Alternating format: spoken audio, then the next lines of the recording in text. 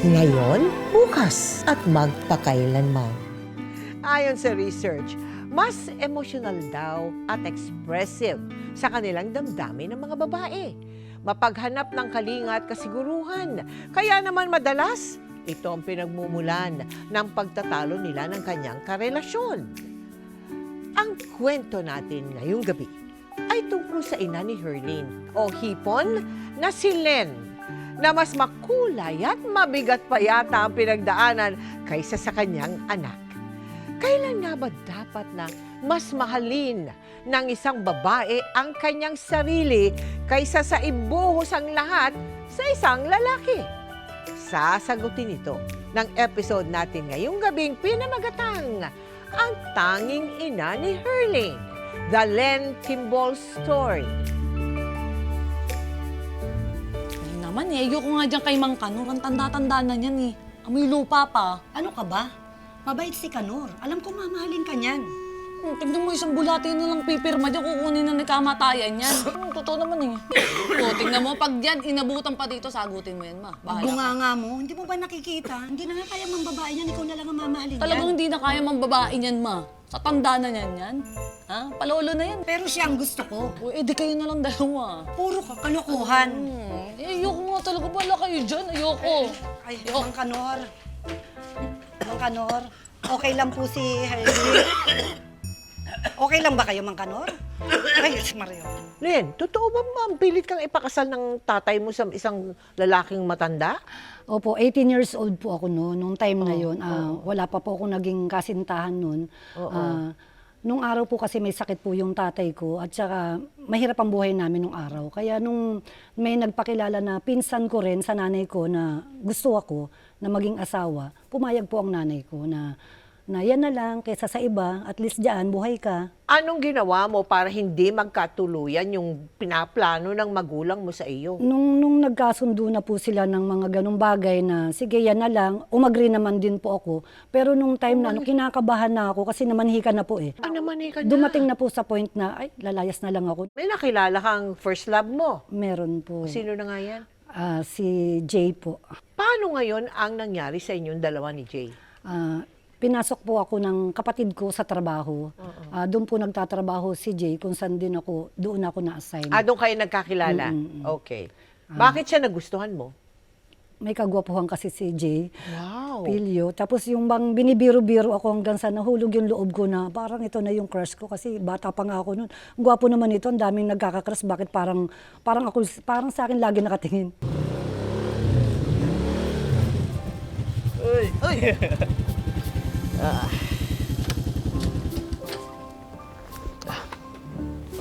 Jay, ito pala yan. Len, sabay ka na papunta ng trabaho.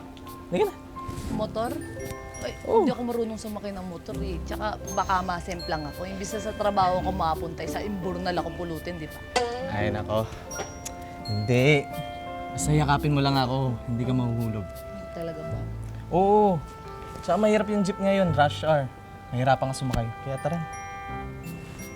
Sige. Tara, halika na.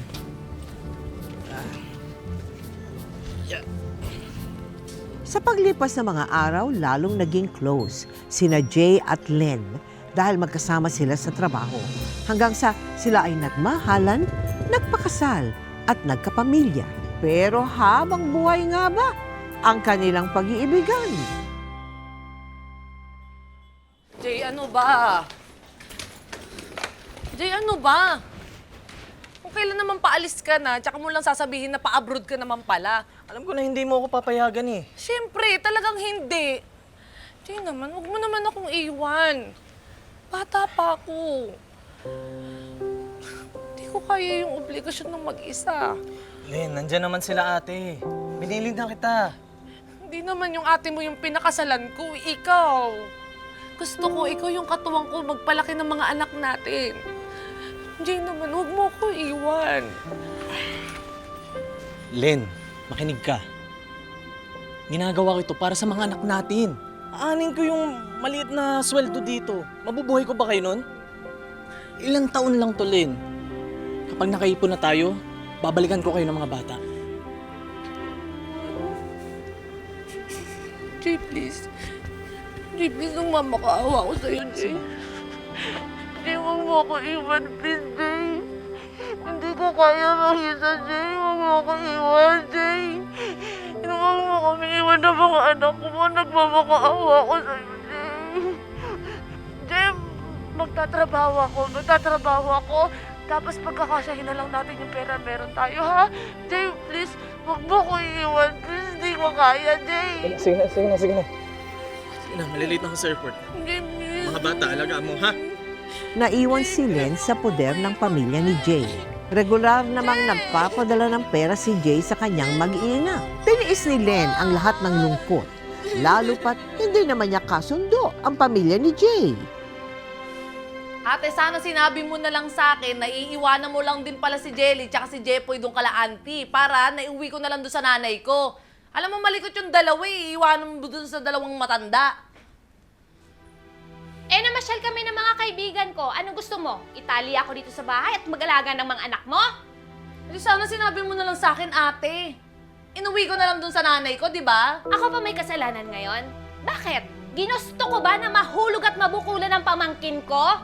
Sinisisi mo ko, ganun ba? Alam mo kung hindi dahil sa kapatid ko, hindi ako magtsatsaga sa inyo ng mga anak mo. Bakit kasi hindi ka nalang tumigil sa trabaho at ikaw nang mag-alaga sa Huwag kanila? kang mag-alala. Lalayas kami. Hindi mo isasama ang mga pamangkin ko. Kung gusto mo, ikaw ang lumayas. Bakit? Ate, mga anak ko sila.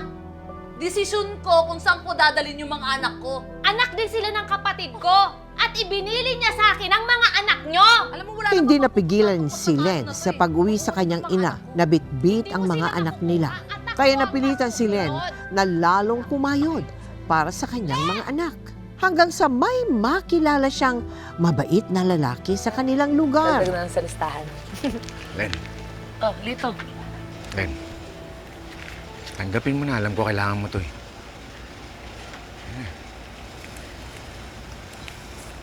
Lito, hindi na.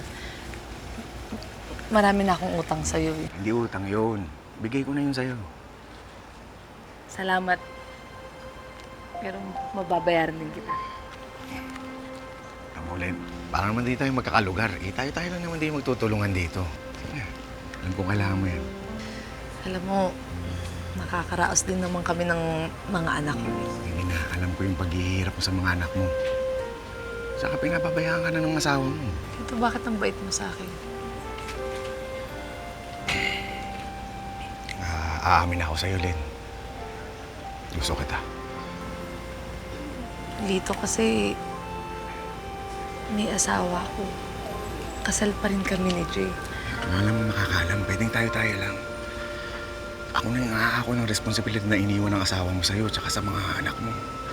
Len, maniwala ka, mahal kita.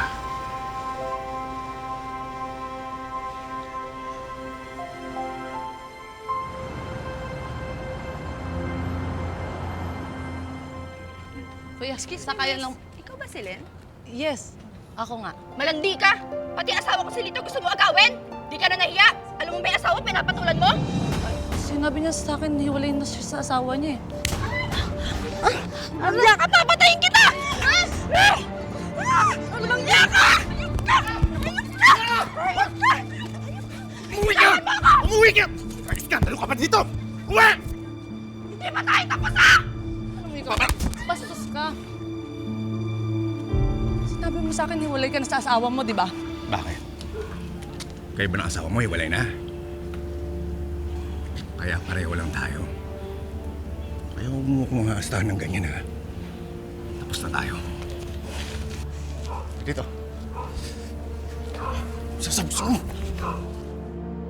Pero my dear, may asawa yung may pamilya yung Lito, di ba? Opo. Ikaw, meron ka rin. Meron din po. O paano yun? Sabit? Nung una po, hindi ko po, wala po sa isip ko na, may asawa to, kakabit ako dito. Hindi naman po yung ganun eh. Yung, nahulog po yung loob ko sa mga binibigay niya sa akin na tulong na iniisip ko parang, ang bait naman itong tao na to, ganyan-ganyan. Kung ano-ano yung binibigay sa akin, nakaka-survive kami mag-iina ng dahil sa kanya. Ano ba yan? Kalat na dito ang skandalo niyo, Lilito. Pati tuloy ako nadadamay. Ako yung tinatanong nila. Siyempre, pinagtatanggol naman kita. Din, sorry. Sorry kung pati ikaw nadadamay. Sus! Ang dami naman kasing pwedeng patulan, si Lito pang napili mo. Huwag mo na siyang sisihin. Andyan na yan eh. Tsaka, mabait naman si Lito ah. Anong mabait?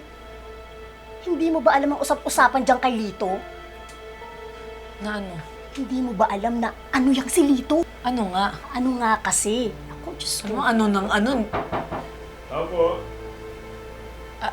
Pasok. Ate, Oh, halika na. Uwi na tayo. Hinahanap na tayo ni nanay. makaalis na nga. Baka masabihan din akong Makati.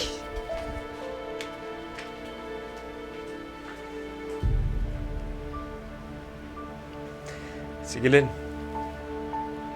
Una na ako. Ingat kayo. Alam mo, huwag mo nang pansinin yun si Ami. Tsaka mag-iingat ka sa Lito na yun ha. Pag kailangan mo ng tulong, punta ka lang sa bahay. Salamat, Jane.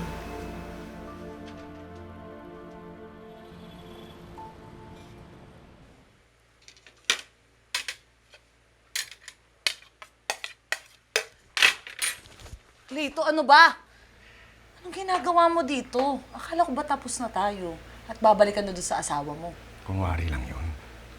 Ikaw naman talaga yung mahal ko eh. Ito, oh, pang shopping mo. Saka pang gamit ng mga bata.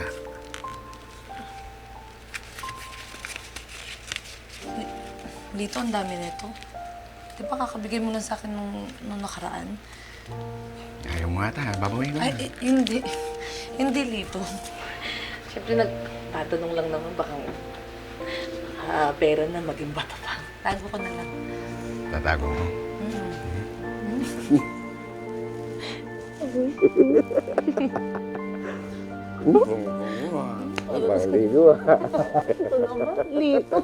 So rito, Alfonso, naresto ka namin ha, sa paglabag mo sa RA 9165, Section 5 and 11. Ah, excuse me po ah.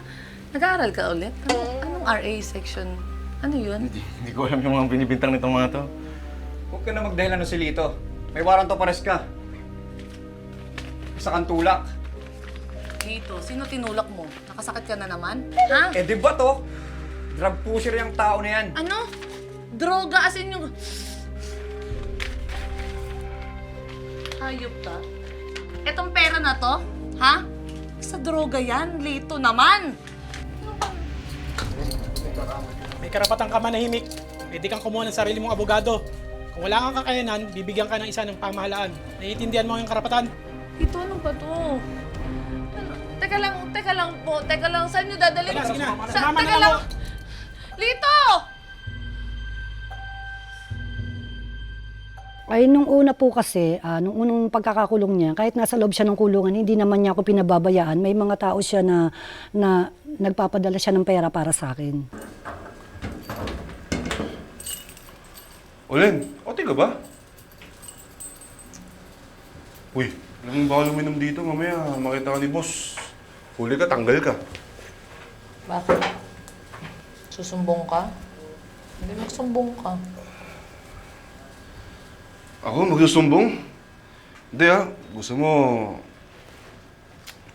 Samahan pa nga kita eh.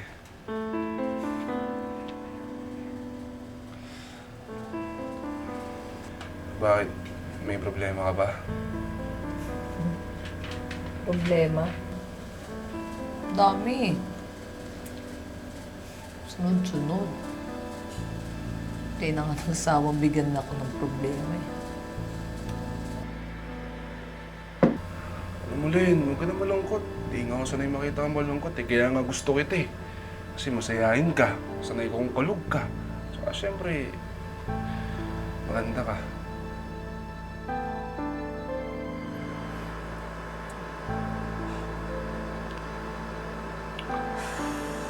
Pare-parehas lang kayo.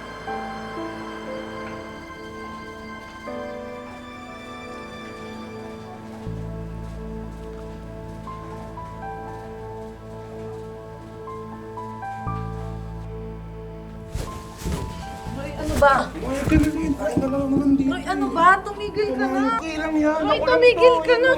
Roy, tumigil ka. Bitawan mo ako. Ano ba? Roy, tumigil ka.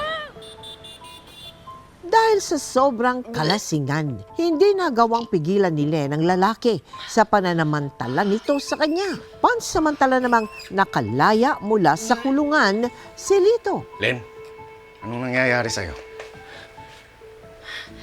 Lito, nakalaya ka na pala. Oo, mahina daw yung ebidensya sa akin kaya napayagan ako ng judge. Mabuti naman. Anong nangyayari sa'yo? Buntis ka?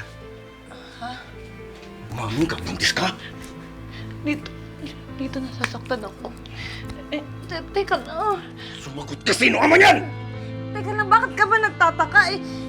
Dito, asawa kita, di ba? Asawa kita. Bobo ka. Nasa kulungan ako, paano kita mabubuntis? Ha? Ah! Layas! Dito! Dito, please. Sumawa ka. Hindi mapapatay kita. Layas!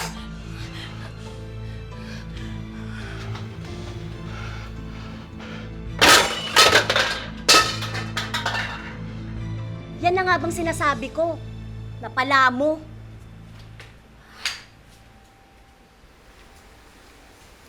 Ito naman, hindi ko naman alam sa'yo kung masaya ka ba sa nangyari sa akin eh. Ginusto mong lahat yan. Sabi nga ng mga matatanda, buntot mo, hila mo. Wala naman akong buntot.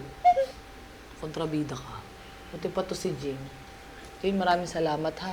Nandun yung mga anak ko sa bahay mo. Nahihiyang ako sa nanay tatay mo. Pasabi na lang, bukas aalis din kami. Doon naman ako makikituloy sa nanay ko. Napakawalang hiya naman talaga tong Lito na to. Pati anak yung dalawa, pinalayas niya. Hindi ko rin naman siya masisisi. Kasi, Sino ba kasing nakabuntis sa'yo? ano kasi, Gaga. Anong-ano kasi? Hindi ka mabubuntis kung di ka nagpaano. Inano ka, kaya ka nabuntis. Sino ba kasing umano sa'yo?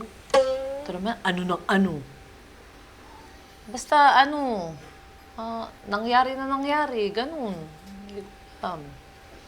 Kilala mo ba tatay niyan? Alam niya ba na ano ka niya? Yun nga hindi niya alam. Tsaka, wala na akong balak ipaalam sa kanya na ano niya ako. Tignan mo, pati ako na puro ano na lang din, di ba? Teka, paano mo bubuhayan ang bata? Yun na nga, kaya ako kailangan ko ng tulong niyo. Tulungan niyo naman ako ipalaglag yung bata. Dadami mo pa kami sa kasalanan mo? Ayoko! Naku, Jane kausapin mo yan.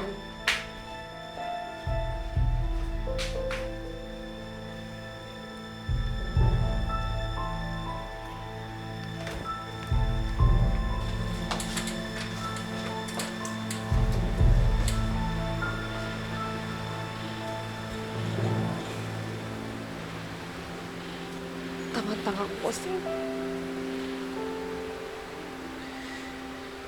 Hindi ko na rin talaga alam ba't ako ganito. Lagi na lang ako sinasaktan. Lagi na lang ako iniiwan. Lagi ako pinagsasamantalahan. Gusto ko nang mamatay. Gusto ko nang mamatay. Lord, ano bang kasalanan ko sa inyo? Ba't laging ganito yung nangyayari sa buhay ko? Nabubuhay na lang ako para sa mga anak mo eh. Pero hindi ko na kayang mamuhay ng isa pang sanggol, Lord. Pantayin mo na lang kami ng anak na to! Ano ba? Len! Tigilan mo yan! Tigilan mo yan! Wag! Huwag mong gawin yan! Huwag mong gawin yan! Huwag mong gawin yan! Wag! Len! Ayoko na kasi! Ayoko na eh! Ayoko na! Ayoko na! Ayoko na! Ayoko na! Ayoko na! Wag mong gawin yan! Wag mong gawin yan!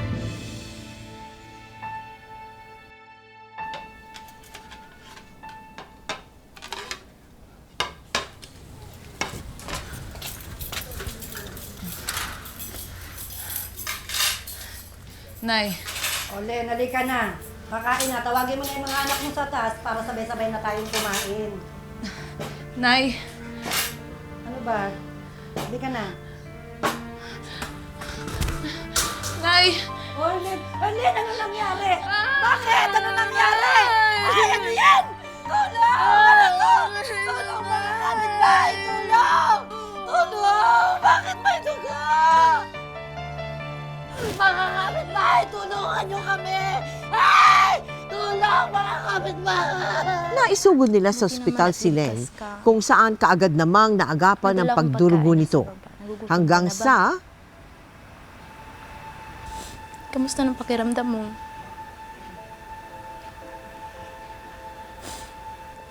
Huwag ka nang malungkot. Alam mo ba, sabi ng doktor, kung hindi daw naagapan yung bleeding mo, maaaring naubusan ka na ng dugo.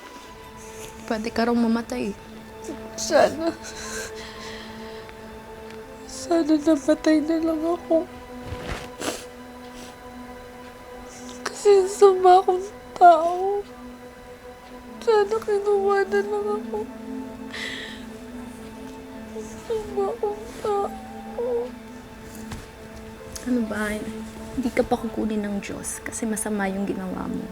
Bibigyan ka pa niya ng chance na magbago. Siguro mali lang yung mga desisyon mo sa buhay.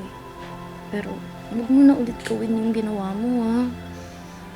Kasalanan yun sa Diyos. Ang laki na kasalanan ko sa Diyos. Sobrang laki na kasalanan ko sa Diyos, Jane.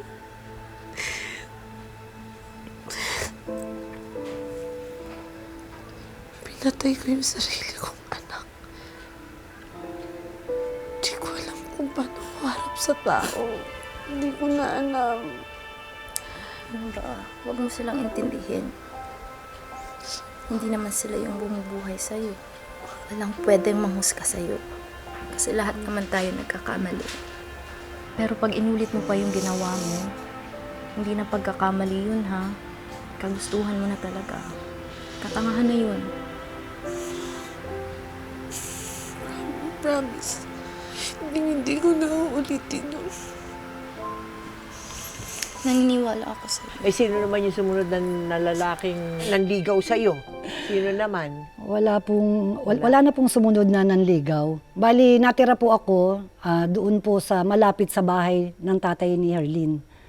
Oh, okay. Nung time na yon, yung tatay ni Herlin kasi is best friend ko po yung kapatid niya. Kapatid niya. Palagi akong naroroon sa kanila. So alam naman niya yung nangyari sa buhay ko na nakapag-asawa ako ng may bisyo. Ayun nga, yung laging gano'n na nagkukwentuhan kami, hindi ko naman po alam na yung tatay ni Herlin ay may lihim palang pagnanasa sa akin or may lihim na gusto sa akin. Pagtingin sa akin. Pagtingin. Ang dami naman ito. Sobrang. Paborito ko to mangga. Ah, talaga? Para sa akin lang lahat to. Oo naman. Kailangan mo kasi magpalakas ulit eh. Nabalitaan ko kay Ate Ami nangyari sa'yo. Sa palengke niyo ba galing to? Oo. Nahihiyan ako sa nanay tatay mo. Alam mo, Len, huwag mo na isipin yun. Ang importante, palakas ka ulit. Ubusin mo lang lahat yan. Tsaka nahatid ko na nga pala yung mga anak mo sa eskwelahan, ha? Ako na lang din magsusundo mamaya. Talaga? Oo. Alam mo, Elvis, maraming salamat talaga, ha? Hindi mo naman responsibilidad yung mga anak ko, pero ikaw yung gumagawa, no? Naku ba? Masaya akong ginagawa yan para sa'yo. Kaibigan mo ang ate ko. Kaya kitang panindigan. Pati mga anak mo. Tsaka sino pa ba aasahan mo?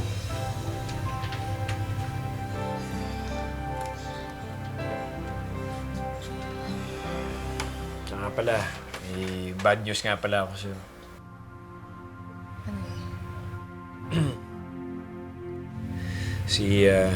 Si Lito. Nakulong na naman. Hinuli siya ng mga pulis. Kaya huwag ka na umasa sa suporta dun. Hindi magbibigay ng sustento yun.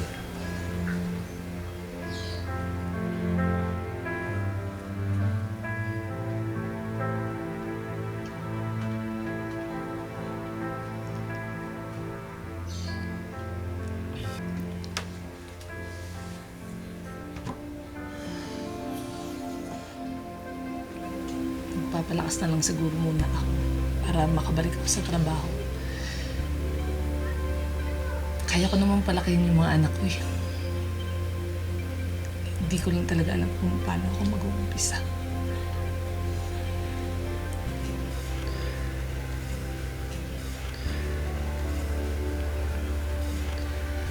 Huwag kang matakot. Nandito ako para sa'yo. Susuportahan kita.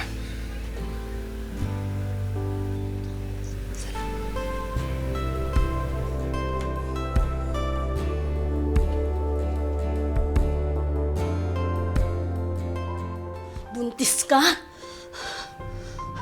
Buntis ka! Buntis ka? Buntis ka! Huwag mo naman saktan si Lynn. Ano ka ba naman, Elvis? Binata kang tao! Bakit silang pang pinatulan mo?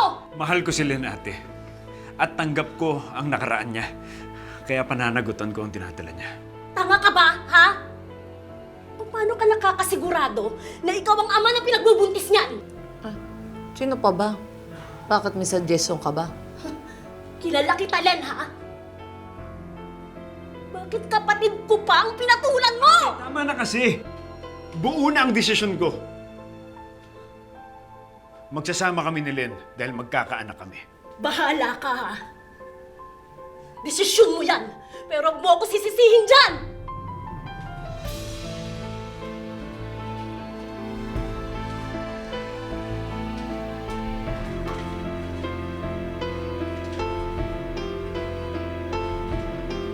Siya na ang tumayong ama ng mga anak ni Len.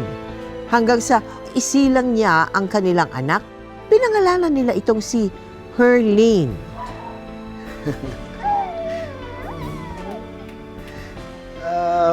Ang ganda-ganda naman ng anak natin. Ababa, ababa. Balang araw si Herlene ang tutupad ng mga pangarap ko. O sige nga. Ano naman yung tutuparin niyang pangarap? Aba, magiging artista yan. Makikita mo yun sa TV. Di ba? Ganda yun. Pwede. Pero paano? Sasali ko muna sa pageant. Magiging beauty queen yan. Sikat na beauty queen, napakaganda. Parampa-rampa yun na gano'n. Diba? Grabe, ang dami naman tutuparin pangarap nitong anak natin. Kaya paglaki niya, pagod siya. Hindi, mana kasi sa akin yan. Isa lang sana yung hindi niya manahin sa akin. Yung mga maling desisyon ko sa buhay.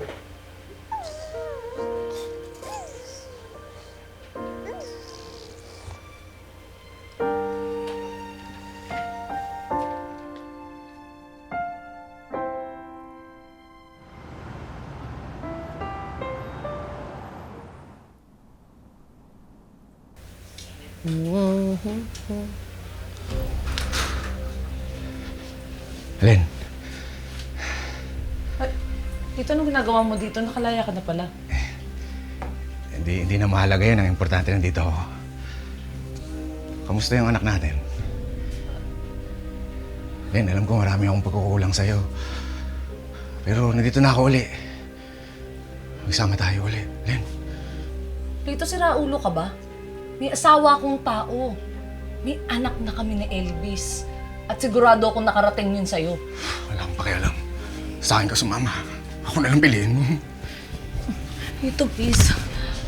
Bumalik ka na lang sa pamilya mo.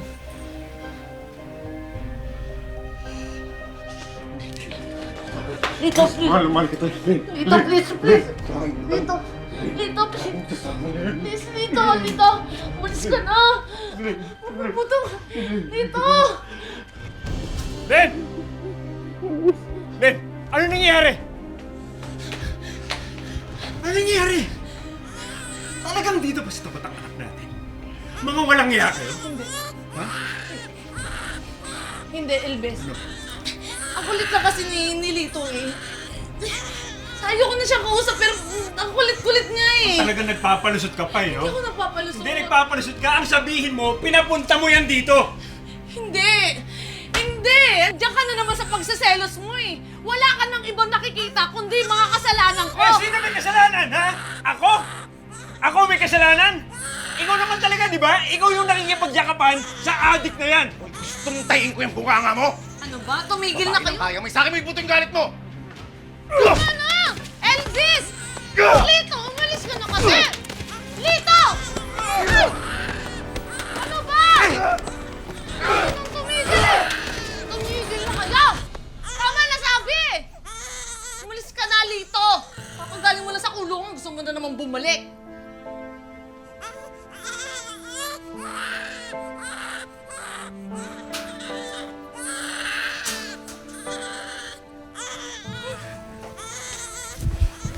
Aminin mo sa akin yan. May relasyon pa ba kayo nun? Alam mo, ikaw? Rinding-rindi na ako! Wala ka nang ibang ginawa kundi magselos na magselos! Hindi ako magsiselos kung wala akong nakikita, Len. Elvis, araw-araw nagtatrabaho ako. Pagod na pagod ako araw-araw. Uuwi ako dito, wala kang ibang ginawa kundi magselos. Hanapan ako ng mali. Alam mo, para matapos lang lahat ng to, tapusin na natin, maghiwalay na tayo. Ayoko na. Pagod na ako. Maghiwalay na tayo.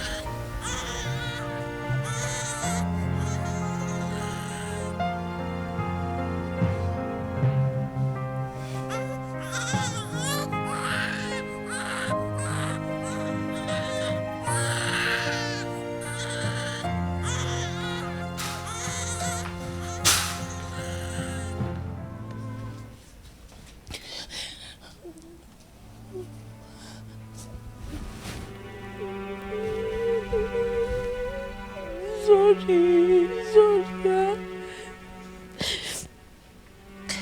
Erlyn. Sorry ha. Huwag kang gagaya kay Mama. Naging matalino ka sa lahat ng desisyon mo sa buhay.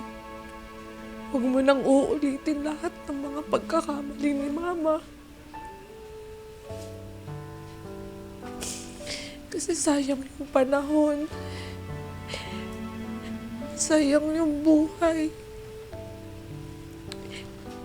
Tuparin mo lahat ng mga pangarap mo. Maging mabait ka, mahalin mo yung sarili mo.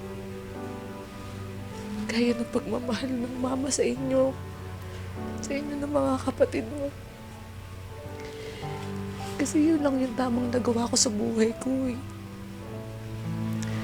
Yung maging isang ina.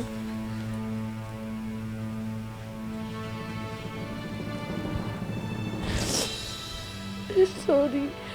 Hindi ako ginawa ko. Sorry. Pero ngayong sikat na nga yung anak mo si Herlyn, ha? Siyempre, may sariling love life na rin yun. Ano yung madalas na ipaalala mo sa kanya o ipangaral mo sa kanya na nakabase sa mga karanasang mong hindi ka nais-nais diyan sa buhay mo? Ngayon, sabi ko sa kanya ngayon na nandito ka na sa tagumpay na pinagdadaanan mo ngayon, kung ano man yung hirap na dinaanan natin, sana wag ka rin makakalimot na lumingon o tumulong sa mga nangangailangan.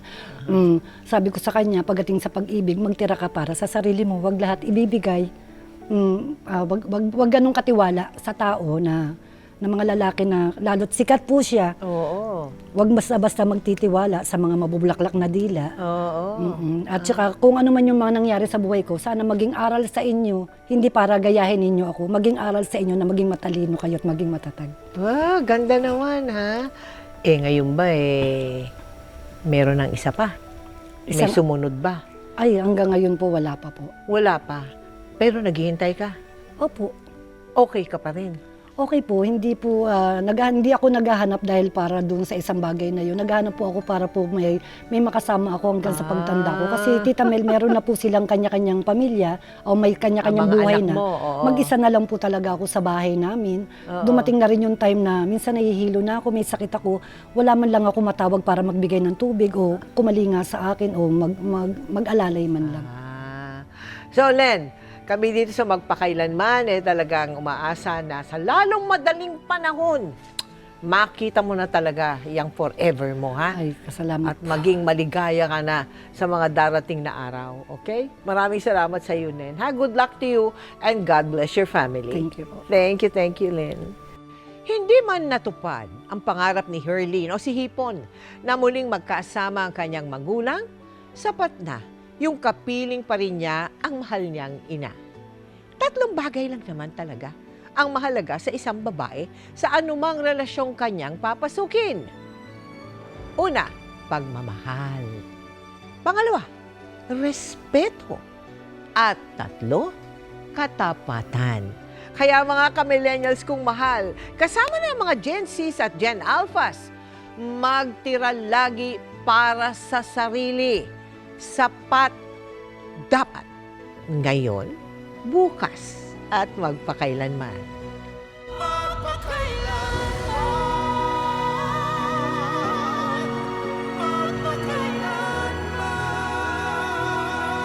Turuan mo ako magkaldak. Yung mga pang Herlin budol na buto. Mga ganun, di ba?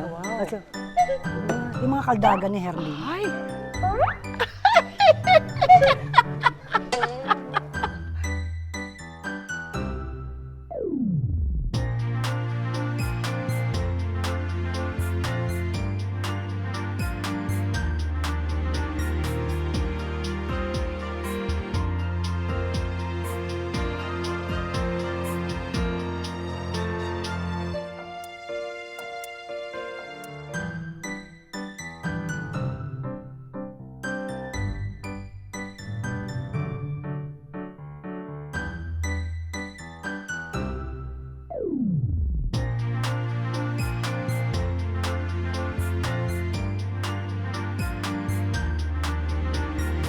Paano kung sumpuin siya ulit ng ganyan? Paano yung trabaho niya sa planta?